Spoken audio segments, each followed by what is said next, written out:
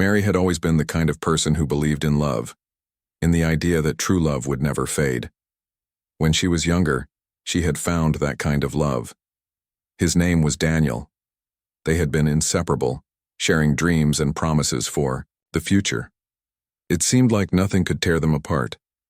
They had met in college, and from that moment everything felt like it was meant to be. They had talked about getting married, having children, and building a life together. Their love story was the kind that seemed too perfect to be true, and for a while it felt like it was all just a beautiful dream. But life, as it always does, threw them a curveball. One cold winter's night, Daniel was gone. The details surrounding his disappearance were vague, shrouded in mystery. It wasn't something that Mary ever fully understood. All she knew was that one day, he was there, and the next, he was gone without a trace. There were no goodbyes, no warnings, just an empty space where once there had been love. Mary couldn't wrap her mind around it. She couldn't let go. She refused to believe it. That's how the story of the bench began. Mary had spent years trying to understand what had happened. She asked questions, spoke to people who might have known, and searched for answers, but nothing ever made sense. The mystery only deepened with time. The police didn't have any leads. There was no sign of foul play. Theories about his whereabouts, or even his fate, flooded her mind. But nothing ever provided closure. And because she couldn't bring herself to accept the idea that Daniel was truly gone, she started to hold on to the only thing she could: hope.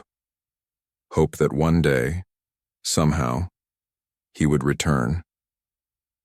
In the months that followed Daniel's disappearance, Mary found herself drawn to the park bench, where they had spent so many happy afternoons together. It wasn't something she planned. It wasn't a conscious decision. It just happened. She started walking to the park every day, sitting on the bench and staring at the empty path where Daniel had once walked with her. Each day she sat there and waited. She didn't expect much, but she waited, nonetheless, as if some part of her believed that Daniel would walk through the gate and sit beside her like he used to. She couldn't explain it. Some might call it unhealthy. Others might even say it was crazy. But for Mary, it felt like a connection to the past. Sitting on that bench gave her some sense of peace, a fleeting moment when everything felt normal again, like before he disappeared. She believed that somehow one day, Daniel would return to the same place where they had shared their dreams, their plans, and their love. It wasn't just the bench. It was the park itself, the familiar smell of the trees, the rustling of the leaves as the wind blew through them, the sound of children playing in the distance. It all reminded her of the life she had once had with him. For Mary, the park became a sanctuary. The world around her moved forward, but she remained in the past. She didn't care about the passing years. She didn't care that people around her would stare as she walked to the same bench day after day, as if time had frozen for her. They couldn't understand what it was like to lose someone without ever knowing why or how it had happened. For Mary, it was as if she had been left behind in a different world, one where Daniel had never truly left her. As the days turned into weeks and weeks turned into months, Mary found herself growing more and more isolated from the world around her. Friends would call her, hoping to get her out of the house, hoping she would join them for dinner or a movie. But Mary would decline, explaining that she had to be at the bench, that she was waiting for Daniel. Some of her friends were supportive, but most couldn't understand her need to hold on to the past. They urged her to move on, to let go of the fantasy that Daniel would return. But Mary was determined. She believed that as long as she stayed at that bench, there was still a chance, no matter how small, that Daniel would come back and explain everything. Her family was also worried about her. Her mother especially would visit her every so often, trying to convince her to return to a normal life. She would say, "Mary, it's been so long. Don't you think it's time to move on? You can't keep living like this." But Mary couldn't. How could she let go of someone she had loved so deeply? How could she move on when the last memory she had of Daniel was him walking away, disappearing into the night?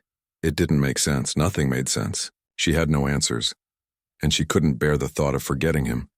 even if it meant staying stuck in the same place forever. She would sit there for hours, watching the world go by. Some days, the park was bustling with families, joggers, and people walking their dogs. Other days it was quieter, but no matter how many people passed her by, Mary always sat there, alone with her thoughts. She didn't need company.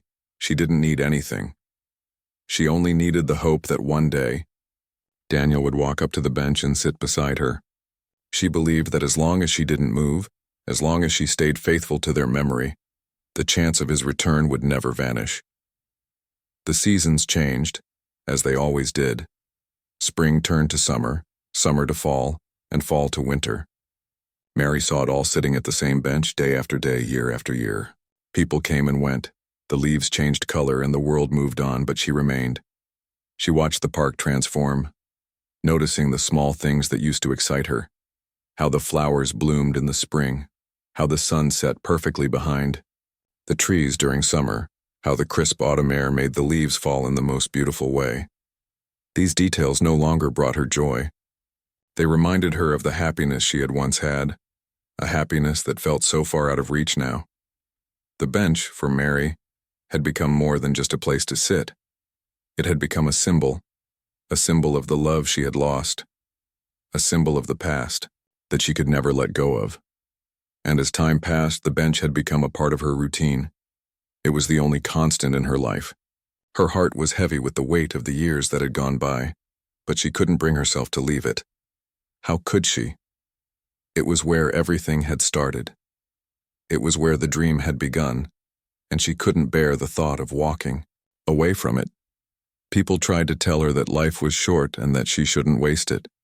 They told her that Daniel was gone and that she needed to move forward. But Mary wasn't ready. She wasn't ready to let go of the love they had shared, or of the hope that one day somehow Daniel would return. So she kept coming back day after day, sitting at the same bench waiting for the impossible to happen. She didn't know how long it would take. It didn't matter. All she knew was that she couldn't stop, because as long as she waited, there was still a chance that Daniel might return. And as long as there was that chance, she would never give up. The bench was her place of hope. It was where she could feel close to him, even though he was long gone. As the years passed, Mary's life became increasingly defined by the park bench. It was no longer just a place where she sat. It had become her world. Every morning, as the sun began to rise, she would walk the familiar path to the park. She didn't need to think about it. Her legs seemed to know the way, as though they had walked this same path 1,000 times before. The people she passed would hardly notice her anymore. She had become a fixture, like a tree or a bench itself, part of the landscape. To her, though, it felt as if time itself had slowed, even stopped whenever she sat there. In the beginning, it had been comforting to feel so close to Daniel in that place. She would close her eyes and imagine him sitting next to her, holding her hand, laughing at a joke they had shared years ago. But as the years went on, the sadness started to sink deeper into her bones. At first, she had thought that one day, the sadness would fade, and the hope would be enough to bring Daniel back. But slowly she began to wonder if maybe he was truly gone, and maybe she would never see him again. That thought alone hurt her more than she could express, but she refused to let go. If she did, what would she have left? All those memories with Daniel, everything they had dreamed of, would feel like they had never happened.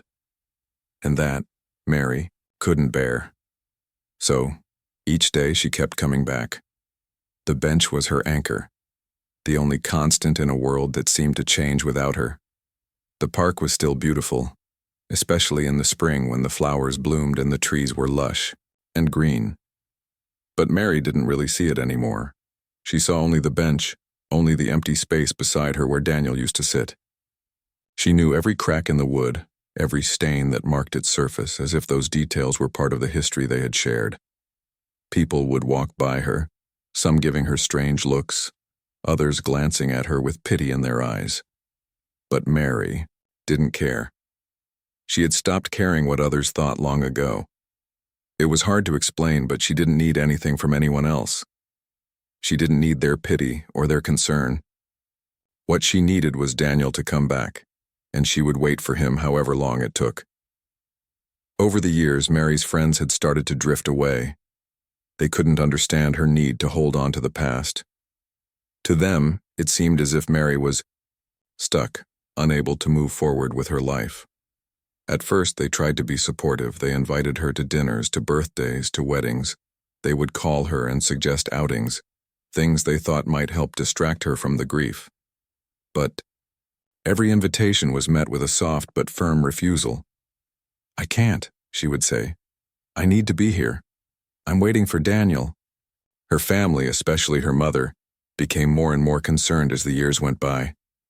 Her mother would visit her regularly, bringing up concerns in a way that tried to be gentle but still full of worry. "Mary, it's been so long," she would say. "Don't you think it's time to let go? You can't keep waiting for him forever." But Mary couldn't. How could she? Letting go felt like losing Daniel all over again. It felt like erasing a part of her life that had once been so full of promise. How could she erase that? She couldn't. Not yet. There were days when Mary would sit on the bench and wonder if maybe she was being foolish. Was this really the best way to honor Daniel? Should she be living her life, making new memories, finding new happiness? But no matter how many times those thoughts crossed her mind, the answer always came back the same. No. She wasn't ready. She wasn't ready to stop loving him, to stop believing that one day, somehow, he would return. Sitting on that bench, in that same spot, was the only thing that made sense in a world that had lost its meaning. As the years stretched on, something began to shift. At first it was subtle, a small crack in her belief that Daniel would come back. It wasn't something she could see clearly, but she could feel it. The hope that had once burned so brightly inside her started to flicker. It wasn't that she wanted to let go of her love for him, but the days seemed to stretch on without anything changing. She began to wonder if maybe Daniel had never intended to come back. Maybe something had happened to him. Maybe he had made a choice to leave, a choice she would never understand. But even as these doubts began to creep in, Mary didn't stop coming to the park. She couldn't. Every day she returned to the bench because if she didn't, she would lose the last piece of connection she had to the past. Sitting there was a comfort, even if it also caused her pain. And so, she sat. The park had become quieter over the years. Fewer people came by. Fewer joggers ran past. Fewer families picnicked under the shade of the trees. The world was moving on, just as her friends had told her to. But Mary couldn't move on. Not yet. The silence of the park, the absence of people, began to feel like her own silence. It was as if she and the bench had become part of the landscape. She was a quiet, constant presence, waiting for something that might never come. Sometimes, as the sun set behind the trees, painting the sky with soft pinks and oranges, Mary would close her eyes and imagine that Daniel was sitting beside her. She would let the memory of his smile wash over her, the sound of his voice ringing in her ears. And for those few moments, it felt like everything was okay. For a moment, it was as if he had never left. But then the reality would set in, and the memory would fade. The bench would remain empty, and Mary would open her eyes knowing that another day had passed. Another day of waiting. Another day of living in a world without him. And though the tears didn't come as often, they were still there, just beneath the surface, waiting to spill over. She watched as the park around her continued to change. New people came and went. Young couples began to sit on the bench next to hers, holding hands and talking about their futures. They didn't notice her, and she didn't want them to. She wasn't part of their world. They didn't know the weight of waiting, of holding on to something that was no longer there. They couldn't understand why Mary sat alone, why she didn't leave when everyone else did. But Mary didn't mind. She didn't need them to understand. The years had turned her into a different person. She wasn't the young woman who had once laughed and loved with Daniel. She was now a woman who had learned to live with grief, with loss, and with the unrelenting question of what had happened to him. She wasn't sure who she was anymore, but as long as she could sit on the bench As long as she could hold on to the memory of Daniel, she could still believe that there was hope that one day he would return. One afternoon, after what seemed like endless years of waiting, something changed. Mary arrived at the park as usual, walking the familiar path with the same quiet determination she had grown used to. The air was crisp, the leaves had already started to turn golden with the fall, and the sun was beginning to dip low in the sky. As she walked, she noticed a few familiar faces, people she'd seen over the years, walking their dogs, talking to friends, and laughing. She couldn't help but wonder how they could live so fully while she had been stuck in the same place, the same routine for so long. But she didn't dwell on it. She couldn't. When Mary reached her bench, she saw that it was already occupied. It wasn't unusual for someone to sit there. After all, it was a public park and the bench was open to anyone. But today, something about the person sitting there felt different. He was a man, older than her, wearing a dark coat and a wide-brimmed hat that shadowed most of his face. He was sitting very still, his hands resting on his lap, looking out across the park with an almost peaceful expression. Mary hesitated, not sure if she should sit next to him as she always had with Daniel. But there was something about this man that made her pause. For a moment she stood a few feet away, watching him quietly, wondering if he would notice her standing there. She didn't want to disturb him, yet she also didn't want to turn away and leave the bench for the first time in years. The idea of sitting elsewhere felt wrong, as though abandoning the very spot where Daniel's memory had lived for so long. Without looking at her, the man spoke, his voice calm and measured. "You can sit here if you like," he said. "The bench is big enough for two." Mary blinked, startled. For a second, she wasn't sure how to respond. No one had ever spoken to her so directly here, and certainly not in such a calm, almost knowing way. She thought about it for a moment before finally nodding and sitting down beside him. He didn't look at her, but Mary could feel the presence of his quiet confidence beside her. For a long while, neither of them said anything. The park seemed even quieter than usual, the sound of distant birds and rustling leaves filling the space around them. Mary wasn't sure why, but for the first time in years, she didn't feel entirely alone. There was something calming about the man's stillness, something that made her feel as if she wasn't the only person who understood what it was like to wait, to carry something heavy in your heart for a long time. After what seemed like an eternity of silence, the man finally spoke again. This time his voice softer, yet still steady. "You've been coming here for a long time, haven't you?" Mary didn't know how to respond. How could she explain to a stranger the reason she came here every day? How could she tell him about Daniel and how, for years, she had hoped that somehow he would come back? She simply nodded slowly, her throat tight as she struggled to find the right words. "Yes," she said softly. "I've been coming here. Waiting." The man nodded as if he understood, though Mary wasn't sure why. He didn't seem to be in a rush to ask more questions. Instead, he sat with her, his presence grounding, steadying. There was no judgment in his eyes, no impatience.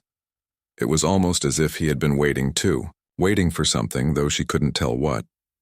After a while, the man turned slightly to face her, his eyes soft but serious. "Sometimes the hardest part of waiting is knowing when to let go," he said, his words simple but loaded, with meaning. "You've been waiting here for a long time. But what if the person you're waiting for doesn't come back? What happens then?" The question hit Mary like a wave, and for a moment she couldn't breathe. What did he mean? She had always believed that Daniel would return. How could anyone think otherwise? But as the man's words sank in, a small seed of doubt began to take root in her mind. Maybe it wasn't that Daniel had chosen not to come back. Maybe it was that he never would. Maybe he was gone forever. And this waiting, this ritual of sitting on the bench every day, was something she had built up in her mind, holding on to a hope that wasn't real anymore. Mary swallowed hard, her hands clenching together on her lap. "I don't know how to let go," she whispered. The admission felt like a weight she had been carrying alone, a secret she had never shared with anyone before. "How can you let go of someone you love so much?" Someone you think might still come back? The man didn't respond right away, and for a moment the silence between them felt thick with unspoken truths. Then, after a long pause, he spoke, his voice as steady as before. Sometimes holding on too long doesn't bring the person back. It just keeps you in the past, unable to move forward. You can love someone deeply and still let them go. It doesn't mean you forget them. It just means you're ready to move on, to let life be life, instead of waiting for something that may never happen. Mary felt a lump form in her throat. She had always known deep down that she needed to move forward, but the thought of doing so without Daniel felt like a betrayal. Letting go meant accepting that he was gone forever. Yang meant facing the truth, and she wasn't sure if she was ready for that. As she sat there looking out at the park, a strange feeling washed over her. It wasn't just the weight of the man's words, it was something else. The air felt different, lighter almost, as if for the first time in years she could see beyond the bench, beyond her memories of Daniel. The park, which had always seemed so full of emptiness, began to feel more like a place of possibility. There were other paths to take, other things to see, but she wasn't sure if she was brave enough to take them. The man glanced at her with a gentle expression, as if sensing her inner turmoil. "You don't have to do it all at once," he said. "It's okay to take small steps, but the first step is always the hardest, and you don't have to walk that path alone." Mary looked at him, her heart pounding. There was something in his voice, something that made her feel like he understood.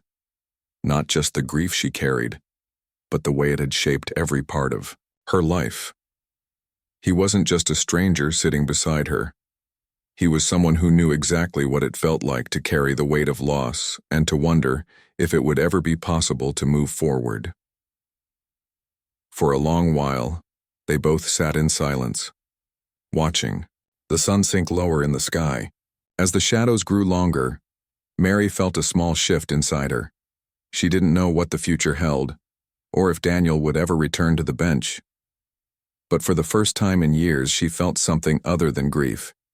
She felt a tiny flicker of hope, the kind that could grow into something new, something she hadn't allowed herself to feel in a long time. And when the man finally stood up to leave, he gave her a knowing smile, as though he had shared something important with her. "Take care of yourself," he said gently. "And remember, sometimes letting go is the first step toward finding peace." Mary didn't say anything. She simply watched him walk away, his figure disappearing into the distance. And as she sat there alone once more, the bench no longer felt quite so empty. As the days went by, Mary couldn't stop thinking about the man she had met on the bench. His words seemed to echo in her mind constantly, replaying over and over again. Sometimes holding on too long doesn't bring the person back. She found herself wondering if he was right. Was she just keeping herself stuck in the past, waiting for something that could never happen? Every day she sat in the same spot, hoping that Daniel would walk through the park gates and sit beside her again, but deep down she knew the truth. Daniel wasn't coming back. The weight of this realization was hard to carry. She had spent so many years hoping, clinging to the idea that if she just waited long enough he would return. But now, with the stranger's words still fresh in her mind, she began to understand that maybe it was time for her to stop waiting, to finally let go of the fantasy she had created around the bench. Yet even with this understanding, letting go felt impossible. Every part of her screamed to stay, to keep holding on, to keep the tiny spark of hope alive. Mary didn't know how to make peace with the truth that Daniel might be gone forever. The thought of fully accepting it was like facing the deepest fear she had buried for so long. But at the same time, she knew she couldn't keep living in this frozen state, caught between the past and the present. The following week, Mary found herself walking toward the bench again, as she had done for so many years. But this time something felt different. It wasn't just another day of sitting and waiting. It felt like the beginning of something new, something that had been stirring inside her, waiting for the right moment to surface. She wasn't sure if she was ready for it, but deep down she knew it was time to confront the reality she had been avoiding. When she arrived at the park, the bench was empty. For a moment, she just stood there looking at it. It almost felt like an old friend was waiting for her to come back. She hadn't been here for a few days, but the memory of those years spent waiting for Daniel still lingered in the air. The sun was shining down on the park, casting a warm glow over everything. The trees were in full bloom, and the birds were singing their songs, just as they always had. The world around her was still moving, still growing, while she had been stuck in the same place.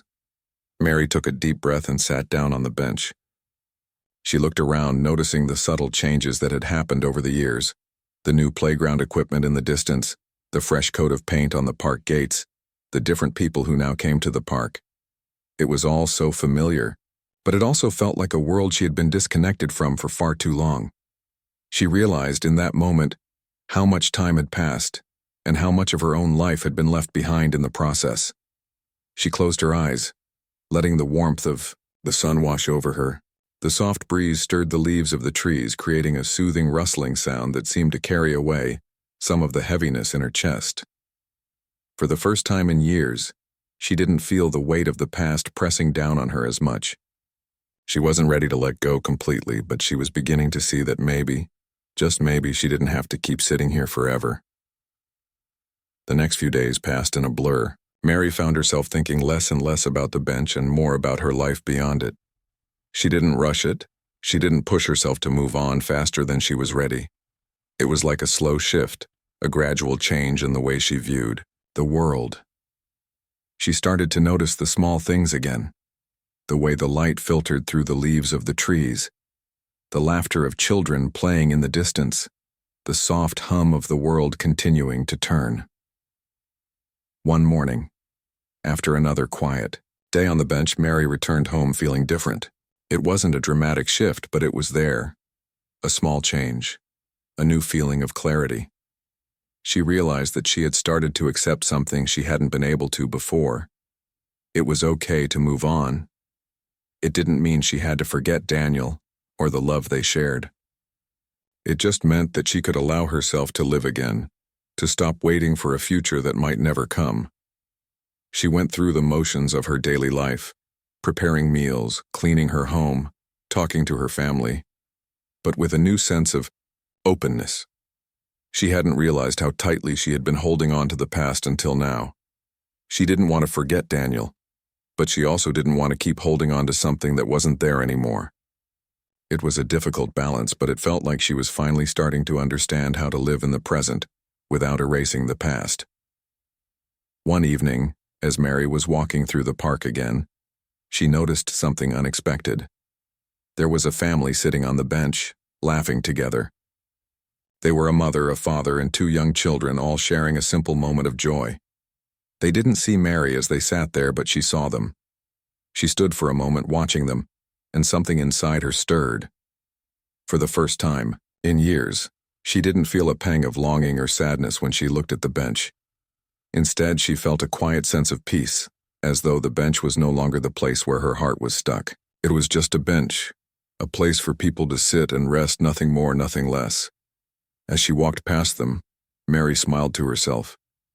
She felt lighter than she had in a long time. She hadn't realized how much of her energy had been tied up in waiting for something to happen, something that might never happen. But now she felt free. Free to walk away from the bench without guilt. Free to start living her life without the shadow of her past always hanging over her. It wasn't that she didn't love Daniel anymore, she did. But it was as if the love had transformed into something different, something more peaceful, something that allowed her to move forward. It wasn't easy, of course. There were still moments when she would find herself sitting quietly, thinking about him, wondering what had happened and why he had disappeared. There were days when the grief would return like an old friend knocking on her door. But now, Mary knew how to handle it. She knew that it was okay to feel sad, but she also knew that she didn't have to stay stuck in that sadness forever. She could acknowledge the pain, honor the memories, and then let it go when it was time to move on. The bench, which had once felt like a symbol of her waiting, now seemed like a quiet reminder of how far she had come. She had sat there for so many years hoping for a miracle. But now she understood that the miracle wasn't about Daniel coming back. The miracle was about her finding the strength to let go, to embrace the life that was waiting for her, and to find peace in the present. Mary still visited the park from time to time, but it was no longer her place of grief. It had become just another part of her life, a place to enjoy, to reflect, and to breathe in the world around her. She wasn't waiting anymore. She was living. The sun was rising gently, casting golden light through the branches of the tall trees as Mary walked along the familiar path in the park. The air smelled fresh, and the sound of birds filled the quiet morning. It was the same park she had walked through so many times before, the same trees she had passed, the same bench that had been a part of her life for so long. But something felt different now. Something inside her had changed. She didn't rush as she walked. Her steps were slow but steady. There was no heaviness in her heart this time, no painful hope weighing her down. She was no longer walking to the bench to wait. She was walking to say goodbye, not just to the bench, but to the years she had spent holding on to a hope that had slowly turned into sorrow. Mary reached the bench and stood there for a moment, her eyes soft as she looked at it. The wood had aged a little and the paint was fading at the edges, but it still stood strong, just as it had all these years. So many memories lived in that bench, so many quiet hours, so many conversations that had never happened. It had been a friend to her when she had no one else, a place where she felt close to Daniel. But now it was time to let go. She sat down quietly, just as she had done for the last 20 years. The morning breeze played gently with the edges of her coat, and she closed her eyes for a moment, taking it all in. She remembered everything. The laughter she had once shared with Daniel, their dreams for the future, the plans they had made. It all came back to her, not to make her sad, but to remind her how far she had come. The memories didn't hurt like they used to. They felt warm now, like gentle whispers from the past, not chains holding her down. A small smile appeared on her face as she sat there. She wasn't crying. She wasn't lost. She was at peace. As she opened her eyes, her gaze landed on a small boy playing with his dog nearby. He was laughing loudly, running across the grass, full of life and joy. Mary watched him with a calm heart, realizing something important. Life had continued all around her while she had been sitting still. Now it was her turn to move, to live again, to feel new joy that wasn't tied to the past. She thought of the stranger who had once sat beside her.